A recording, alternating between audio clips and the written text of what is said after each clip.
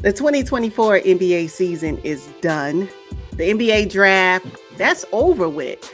USA basketball is underway, so let's take a look at the 2025 season. What are you checking for? You know what? I'm at the side at the top. I'm at the side at the top. Michael Bridges. Yeah, I'm checking for him. I want to know how can he help elevate. Why would they bring him over if he's not going to help elevate, right? Now, I'm not saying he's going to be the primary elevator because I know he's a great role player and he knows how to fit into any scheme. I believe that. I think that's why they actually acquired him from the Brooklyn Nets. But I think that the Nova Knicks, now we really have the Nova Knicks. We got all four of them at this point, right? I want to know how can he help them move past round two, because that's what it really what it boils down to. Now, I know that the New York Knicks were missing Julius Randle. I do understand that Michael Bridges brings a level of defense because his wingspan is what, 7'1", so he can help in that area. He won't be the primary ball handler like he was when he was with the Brooklyn Nets, and I don't think that was as successful as they wanted it to be. He played 1.5 seasons there. So if they're bringing him over, I want to know how is he going to help them, right?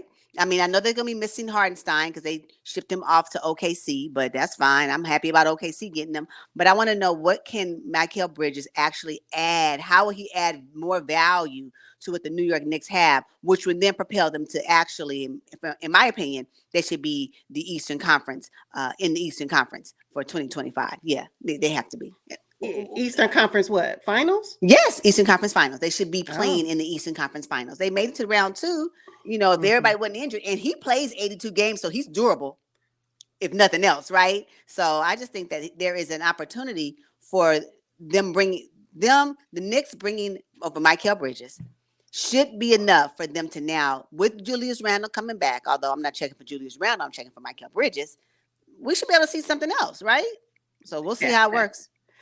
Funny, I am not looking for Mikal Bridges, but I'm looking for Julius Randle. Yes, I'm looking for Julius Randle because the New York Knicks basically proved they could win games and make it to the playoffs without him. No. He only played 46 games last season. Knicks went 50-32. Then they add Mikal Bridges. What they need Julius for? So I want to see how he's going to fit into that. Now, I know he may miss the beginning of the season because of his shoulder surgery, right? They say it was May, and they said they will reevaluate him in about 6 months. The season's probably going to start in October. Julius Randle going to be on the bench again for the first month of the season.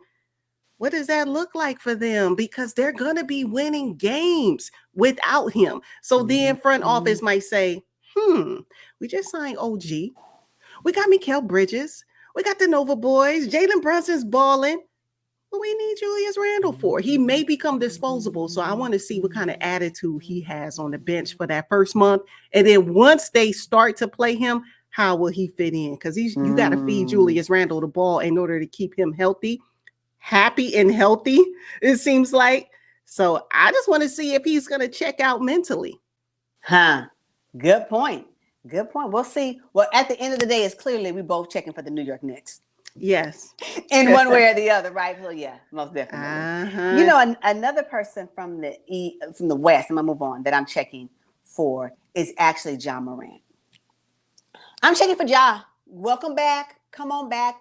The league needs you. The league needs his excitement, his explosiveness on the court. They need the Grizzlies need you more than anything else. And so I want to know, when Ja Morant comes back, can he propel the Memphis Grizzlies from number 13 back to a top 6? Can he do that? Because I believe he can, right? So I want to know, will he be a different person attitude-wise? Will his game be different? Will he, fill in some of the holes he may have had? What type of player will he be now? Because really, he's missed about a full season on or off, maybe even 2 for that matter, right? So what will it look like when he comes back? And how will the Memphis Grizzlies be able to now go back to a top 6 seed? Checking for Ja Morant. And can he help lead the team like he did when he was there? So I want to know what he's going to be doing. Yes, I'm looking for Ja Morant too. After his suspensions, right? And then he also had shoulder surgery. Yeah. I mean, they added Zach Edey from the 2024 NBA draft, number 9 overall. And I said, that's a great pickup for the Memphis Grizzlies. but I'm looking for Ja's maturity level. Mhm. You say you're looking at his game. Well, I'm wondering if having the injuries and being off for so long, will that make him a non-flying acrobat like he normally I is? Because he know. can't afford to get injured and miss any significant time again with the Memphis Grizzlies. And then, you know what? Having Zach in the lineup, it shifts everyone's position. Ja Morant's still going to play point, but what does that mean for JJJ? What does it mean for Desmond Bain moving over to the small forward? Desmond ain't no small forward. No, not No, at and all. Marcus Smart now he has to play shooting guard. I wouldn't say he's really a shooting guard. So I'm just looking for John Morant is particularly, but the entire Memphis Grizzlies team, really, if I'm being honest. Yeah, yeah. It would be sad to see at the end of the season that they're below 10 and John Moran is back, healthy and thriving the way he did before he left. I know that we probably need to adjust our expectations for John Moran because he should be a different person. He should be more mature, but that doesn't mean his game should take a back seat, right? So, I don't know, John Morant. You got some. I can only imagine the lights going to be really bright for him because everybody wants to see what he's going to be doing. We've missed him. The game missed you. I missed him, Yes, right? yes. So, and I know that the West is going to be it should be very tight in 2025 because of teams like the Memphis Grizzlies, of teams like the Houston Rockets, right? Taking up some of these spots that some other teams that we're used to seeing at the top 6, top 10 won't be there anymore. So No. John Moran has to be able to propel this team because he's done it before with the maturity level that he has. Why wouldn't they be top 6? So yeah, John Moran, I'm checking for him for sure. Okay. I'm looking for Austin Reeves as well. Why would I be checking for Austin Reeves? Well, because he's playing with the Lakers, and I just feel like he's going to take a leap next season. You don't see it? I was checking for him last. Check out, I'm going to link our last video for 2024 where we were talking about 5 players we were checking for, and Austin Reeves is one of my players. For a guy who was undrafted, made it this far, he signed a team-friendly contract with the LA Lakers. He was highly sought by other GMs across the NBA during this free agency period. I think he thrived under Darvin Ham to me. What would he look like under JJ Redick? Because JJ said he's looking forward to coaching him. What does that mean for his game, though? Can't wait to see it. I see what you're saying, and I follow you on that.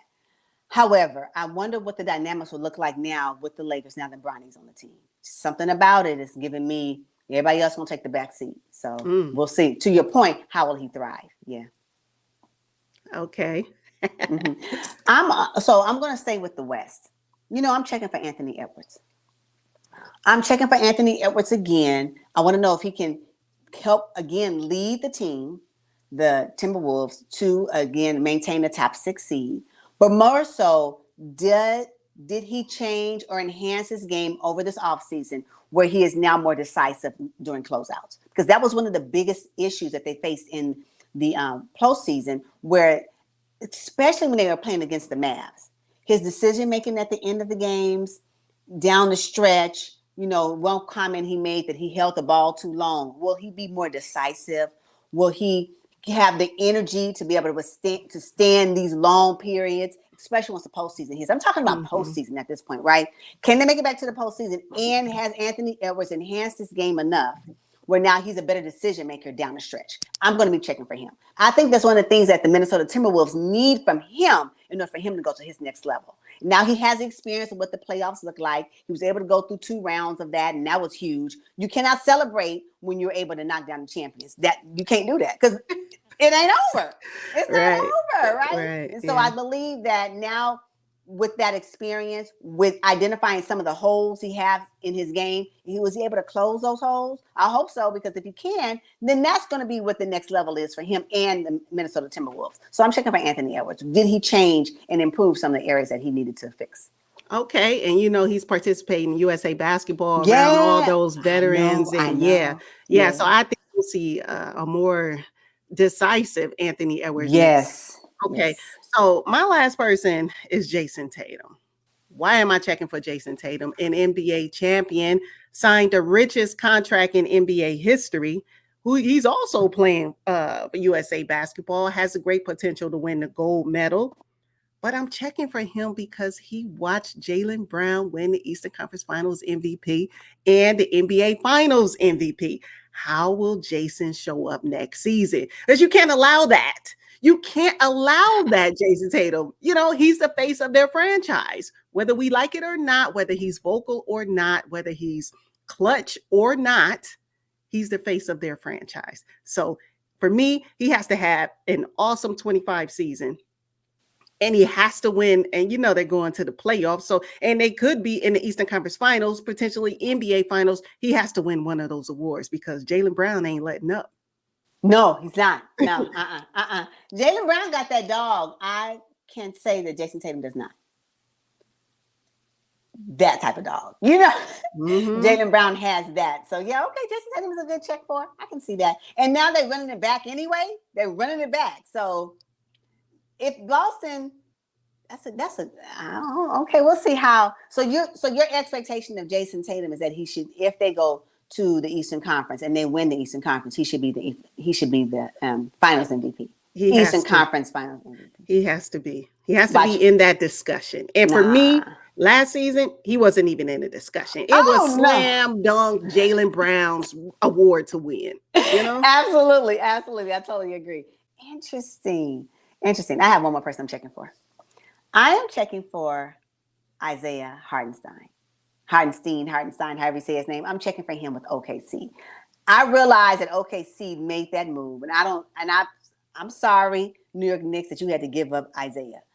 But the benefit of him in OKC, because you know in their playoff run, they struggled with rebounding. They need a stronger rim protector. Now, I love me some Chet Holmgren, don't get me wrong. But can you imagine Isaiah with his experience with the Knicks? Bringing that to the OKC Thunder? and because also OKC lacked a big body, like someone big, strong, girthy, right? And in their playoff run, and Isaiah got all that. So I want to know, I'm checking to see if he will add that type of value that I'm looking for. The type of value that he added to the New York Knicks, I want to know if he can carry that on to the Oklahoma City Thunder team. Because if he did that and they continue to play the way they play, I'm not going to miss Josh Giddey. So do well wherever you go. But Isaiah, bringing him in for rebounding, rim protection, and he can also hit a three when you need him. I'm just saying. Just saying. So I think that would be great for OKC. So I'm checking for Isaiah. How will he be able to blend in with this young core? And can he help them in those areas that they kind of lacked in the playoffs? Well, I think very similar to the Memphis Grizzlies bringing over a big body. When OKC brought Isaiah Hartenstein, I was like, oh, there go Lou Dort. Lou Dort to the bench. Why you say that? Because you got Shai Gilgeous. No. You got Alex Caruso. Yeah. Right? Hartenstein. Yeah. Chet Holmgren. Lou Dort's on the bench. No, I think Hartenstein is used to coming off the bench. The only reason why he was starting with the New York Knicks anyway is because somebody got injured. What was that guy's name? Oh, what was his name? Mitchell Robinson? Yes. Isaiah came off the bench. So I can see him coming off the bench with OKC maybe to start the season, but we'll see. So you're saying they're going to shift? Who? Jalen Williams is the guy that I was thinking about. Alex Caruso, Shai Gilgeous, Isaiah Hartenstein, Lou Dort to the bench, right? Jalen Williams and Chet Holmgren. That's it. I don't think so. Lou Dort to the bench. No, you can't put Lou Dort on the bench. That's what's going to happen. They just gave Hartenstein all that money, though. They can't keep their starting five the same. So you're going to shift Chet to the 4? Yeah, that's how they have it right now. Chet could use more girth anyway, you know? So it's fine that he's going to be playing up against power forwards with Isaiah Hartenstein in the middle, Alex Caruso, Shai Gilgeous in the backcourt, and then Jalen Williams, of course. I will say this. I don't think Lou Dort is going to lose that many minutes because you need Lou Dort's defensive presence. Chet Holmgren, as much as I like him, that Lou Dort defense, he's gonna still get his minutes. So if he doesn't start, I hope he does start. If he doesn't start, I guarantee he's gonna have pivotal moments in plays, in games, where he will be on the court for a long time. You just can't get it up. Lou Yeah. Dort on defense, unmatched. And he started hitting the 3 ball too nicely. Mm-hmm. Yeah, I don't see it. I've seen Hartenstein coming off the bench, especially against those teams. You know what it is? At the end of the day, I just like the flexibility that Hartenstein gives OKC at this point. So if they want Lou Dort to come off the bench, if they need, sit down Chet Holmgren, although he may start, they want to sit him down for a minute because they need Hartenstein to do Hartenstein things. I'm okay with that. I think the flexibility is one of the things that they now have with Isaiah being on their team. But Lou Dort, don't diminish his minutes. What? You're gonna see a whole different OKC if Lou Dort is not able to defend like he did in this 2024 season. He was amazing. But Alex Caruso, you kind of gain that with him because he's a great defender and he can shoot the 3 ball too, which kind of makes Lou Dort, I don't want to say disposable. I'm not going to say that at all, but they still have that defensive presence in the starting lineup with Caruso. I don't. You know what? To your point, Caruso and Lou Dort about 1-1. Okay, I can give you that. Okay, I like Lou Dort though. The way he locked up players, the way he locked up Luka. Again, I guess it depends on the matchup. Can we agree that it may depend on the matchup, who they're playing, and how the game is going will determine who's going to be dominant. Can you imagine Caruso and Lou Dort? I know these teams ain't gonna be able to do. Will anybody get to their spot? Yeah. Like, what? Can you imagine? They're just small though. Lou Dort was undersized guarding some of those players. But hey, when you can bring Jalen Williams up to Lou Dort's old position, and you still got Shea and Alex Caruso in the backcourt. Okay, so gonna be something to watch. Yeah, they are. Okay, but yeah, Hartenstein. Let me see what you can do. Okay, all right, cool. I do have one honorable mention. I have to check for Klay Thompson and what he's gonna do with the Dallas Mavericks. I mean, this is a guy who thinks the grass is greener in Texas than California, which it may be. But I'm telling you, the injuries that he's had and the role that he's going to be relegated to, he's going to be in for a rude awakening. I'm sorry, Klay. I'm just sorry. This is the end of his career. He thinks he's getting a new start on the bench because he will not be a starter for the Dallas Mavericks. I can't see it. Even though the Mavericks got rid of Derrick Jones Jr., What? Klay is not going to get those shots that he's accustomed to. They got rid of Tim Hardaway Jr. too. He was riding the bench. Klay's going to be filling that spot that Tim Hardaway Jr. was. I'm sorry. I'm sorry. Klay, if you thought the touches you had with the Warriors, you're not going to have those touches with the Dallas man. I'm sorry. Do you not know the primary ball handler and the primary toucher of the ball is always going to be, even though Steph Curry is that person there, but the sharing of the ball, nah, son, you ain't gonna see none of that. I'm sorry, Klay. I'm glad you got your paper if that's what you wanted, but Dallas ain't gonna be it for you. You ain't gonna be happy. You will not be happy over there at all. Nah. Because if it's not Luka, then it's Kyrie. Then I mean, you better learn to catch you some lobs. Yeah, exactly. Because Lively, I'm sorry, Klay Thompson. That was probably a bad choice.